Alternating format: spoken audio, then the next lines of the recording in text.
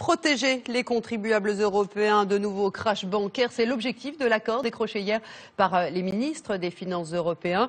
Une avancée majeure puisque désormais les banques devront assumer seules leurs propres erreurs. Les États ne viendront plus à leur secours. L'Europe a voulu ainsi tirer les leçons de la crise de 2008. À Bruxelles, Pascal Verdeau, Tahar Nasri. Ils viennent de poser le dernier pilier de leur union bancaire. 5 ans après la tourmente qui avait fait vaciller les banques européennes et conduit à la nationalisation de Dexia, les Européens se dotent de règles communes. Premier étage, la supervision des 6 000 établissements de la zone euro, c'est le rôle de la Banque centrale européenne. Enfin, nouvel étage de la fusée, un fonds de résolution de 55 milliards alimenté par les banques elles-mêmes et qui montera en puissance sur 10 ans.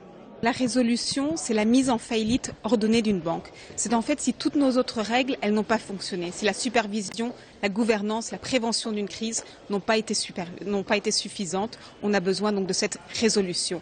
La première étape, c'est le renflouement privé par les créditeurs de la banque, que les banques paient pour les banques. Une petite révolution amorcée grâce à un compromis franco-allemand et salué par François Hollande à son arrivée à Bruxelles. J'avais affirmé la nécessité de réguler la finance. Et l'union bancaire, c'est ça. C'est-à-dire empêcher que des crises financières puissent se reproduire.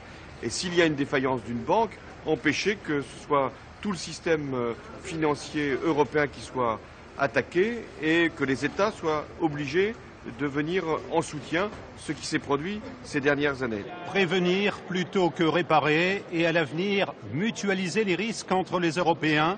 L'union bancaire est donc sur les rails avec un objectif, éviter aux contribuables de payer les pots cassés.